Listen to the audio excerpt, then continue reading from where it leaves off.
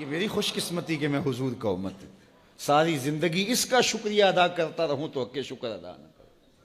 ہم حضور کی امتی، نبی انتظار کرتے رہے، نبی منتظر رہے۔ حضرت خلیل اللہ کی بارگاہ میں پکار رہے ہیں، ربنا وابعث فیہم رسولا، مالک رسول بھیج دے۔ کوئی کہتا ہے لیسا بفظ ولا بغلظ، وہ ترشرو نہیں ہوگا، سخت مزاج نہیں ہوگا، ماتھے پہ شکنے لانے والا نہیں ہوگا، وہ پیار بانٹنے والا ہوگا، بس وہ آیا جا رہا ہے۔ حضرت عیسیٰ نے تو نام بھی بتا دیا نا، مبشرم برسول یاتی من بعد اسمہ احمد، لوگوں میں جا رہا ہوں، چلو نام بھی بتا دیتا ہوں، میرے بعد جو آنے والا اس کا نام احمد ہوگا۔ نبی انتظار کرتے رہے، 12 نبیوں نے انتظار کیا حضور کی امت میں ہونے کے لیے، تمنا کی۔ نستورہ راہب انتظار کرتا رہا، بحیرہ راہب انتظار کرتا رہا۔ شب ہجر کی سختیاں کوئی اس سے جا کے پوچھے، تیری راہ تکتے تکتے جسے صبح ہو گئی۔ زندگیاں گزار دی انہوں نے۔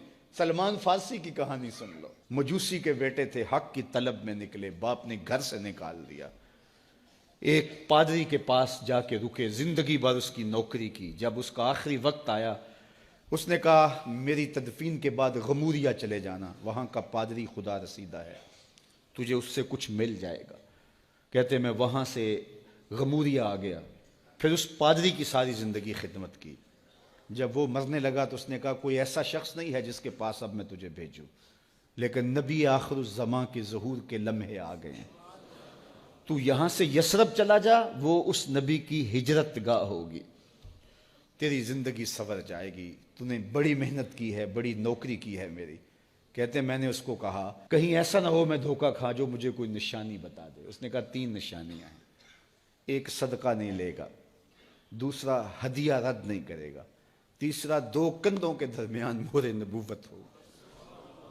کہتے ہیں میں نے اس کی تدفین کی، یثرب کی جانب جاتے ہوئے ایک قافلے میں شامل ہو گیا، انہوں نے مجھے پکڑ کے اپنا غلام بنا لیا، لیکن میرے پہ مہربانی یہ کی کہ مجھے بیچا جا کے مدینے میں۔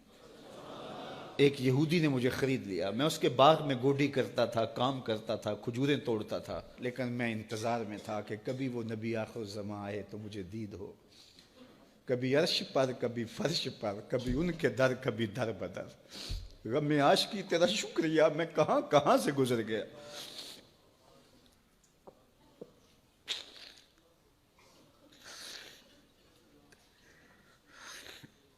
کہتے ہیں ایک دن میں اپنے باغ میں کھجوریں توڑ رہا تھا کہ ہواؤں میں مستی پیدا ہو گئی اور ہر سمت سے طلع البدر علینا کی صدائیں گونجنے لگیں۔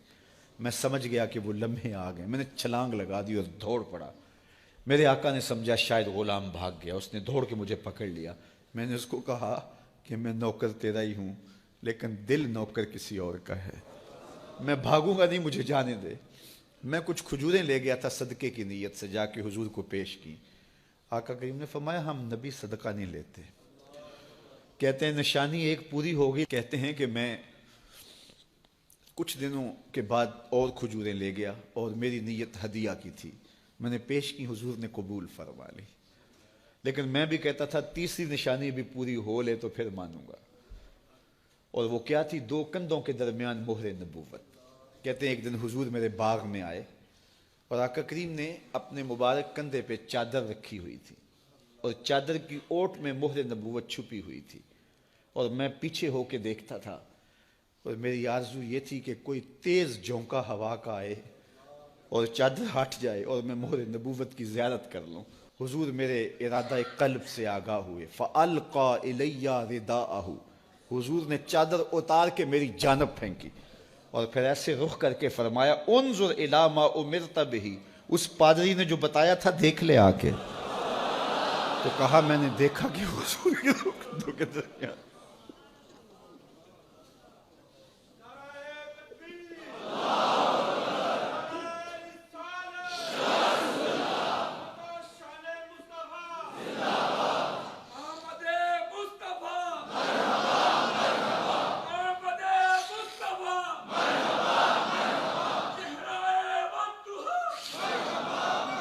شب ہجر کی سختیاں کوئی اس سے جا کے پوچھے، تیری راہ تکتے تکتے جسے صبح ہو گئی۔ ہم نے تو کوئی انتظار نہیں کیا نا، ہم نے تو کوئی دکھ نہیں سہا، ہم سوئے تھے مقدر جاگ اٹھے، ہمارے والد مسجد سے مولوی صاحب کو بلا لائے، انہوں نے کان میں آ کے کہا مبارک ہو تو حضور کا نوکر بن کے آ رہا۔ میرے والد گرامی ایک شعر جھوم کے پڑھا کرتے تھے، محمد جانے جانا ہے، پیغمبر ہو تو ایسا ہو، رسولوں کی بشارت سے مبشر ہو تو ایسا ہو، امر توقیر کا سب کو موکر ہو تو ایسا ہو، کیا ہم کو غلام ان کا مقدر ہو تو ایسا ہو۔ میں اپنے مقدر پہ قربان نہ جاؤں، آپ اپنے مقدر پہ نثار نہ جائیں، ہمیں وہ نبی ملا جو نبیوں کا نبی۔ بنو سعد کے مقدر بھی جاگ اٹھے، اللہ اکبر، کیا وہ خوش نصیب وادیاں تھیں، کیا وہ خوش بخت پہاڑ تھے بنو سعد کے، جہاں حضور نے زندگی کے ابتدائی سال گزارے۔ اللہ اکبر۔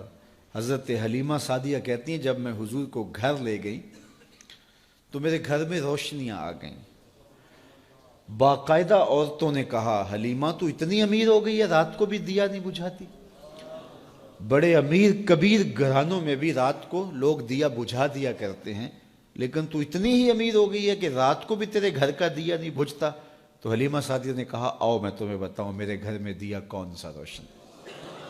باقاعدہ ہم جولیوں کو بلایا، پالنے میں حضور تھے، اشارہ کر کے کہا ما کننا نحتاج الی السراج من یوم اخذناہ، جب سے یہ پیارا گھر آیا ہے میں نے سارے دیے توڑ دیے، دیے کی ضرورت نہ مشعل کی حاجت، عجب روشنی تو نے پائی حلیمہ، بڑی تو نے توقیر پائی حلیمہ، بنی تو محمد کی دائی حلیمہ۔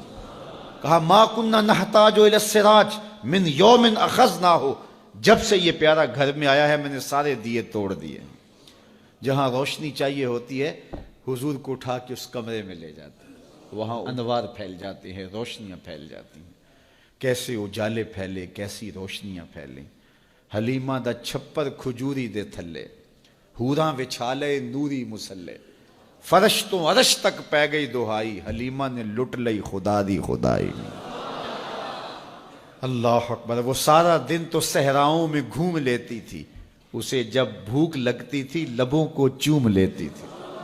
بخت جاگے حلیمہ سعدیہ کے کہ حضور ان کے گھر آئے۔ اللہ اکبر۔ جدھر سے گزرتے گئے نور پھیلتا گیا، انوار پھیلتے گئے۔ حضرت سیدہ طیبہ طاہرہ حضرت عائشہ سلام اللہ علیہا فرماتی ہیں کہ میں کچھ سی رہی تھی کہ میرے ہاتھ سے سوئی گر گئی۔ اب حضور کے گھر میں دیے میں جلانے کے لیے تیل بھی نہیں تھا، میں پریشان تھی، سوئی گر گئی، اتنے میں حضور تشریف لائے۔ حضور مسکرائے، کہتی ہے میں نے گمی ہوئی سوئی تلاش کر لی۔ اللہ اکبر۔ تو یہ روشنی تھی، یہ انوار تھے۔ اللہ اکبر۔ اذا ضحک یتلالع فی الجدر، جب حضور مسکراتے تھے سامنے والی دیواروں پہ عکس پڑتا تھا۔ اللہ اکبر۔ جب مسکراتے تھے نور پھیل جاتا تھا۔ اذا تکلم رؤیا کالنور یخرج من بین ثنایاہ، حضور کے سامنے والے دانتوں میں ہلکا سا فاصلہ تھا، اور جب آقا کریم گفتگو کرتے تھے وہاں سے نور کی کرنیں چھن چھن کے نکلتی تھیں، انوار پھیل جاتے تھے۔ ایسا نوری ماحول، ایسا نورانی چہرہ۔ حضرت ابو ہریرہ بولے کل قمر لیلۃ البدر لم ارى قبلہ ولا بعدہ مثلہ، کیا پوچھتے ہو؟ 14ویں رات کا چمکتا ہوا چاند تھے میرے حضور۔ پھر کہا نہیں نہیں نہیں، حضور جیسا نہ پہلے دیکھا نہ بعد میں دیکھا۔ حضرت حسان بن ثابت پاس کھڑے تھے، کہا دیکھتے کیسے؟ کسی ماں نے جنم دیا ہوتا تو دیکھتے۔ خدا نے وہ سچا ہی پن چھڑیا جدے وچ محمد نو ٹالیا سی۔ حسینہ جمیلہ دا منہ موڑ دیتا، محمد بنا کے قلم توڑ دیتا۔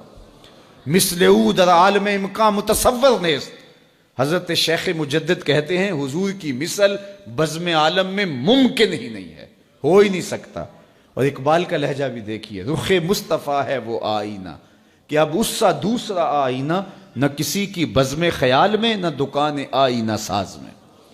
تو وہ پیکر تراشا، وہ پیکر تراشا، مکھ چند بدرشا شانی ہے، متھے چمک دی لاٹ نورانی ہے، کالی زلف تیک مستانی ہے، مخمور رکھی ہن مد بھریاں، کیسا جمال دیا، کیسا حسن دیا۔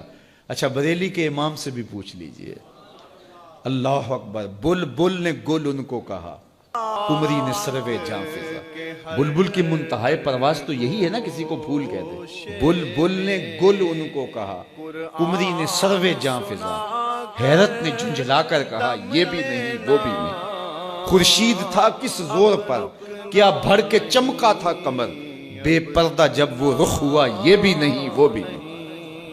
وہ حسن دیا وہ جمال دیا اللہ نے اپنا محبوب. دم لینا آفاق کے ہر ہر گوشے میں, قرآن سنا کر دم لینا, اب رکنا نہیں اب تھمنا نہیں.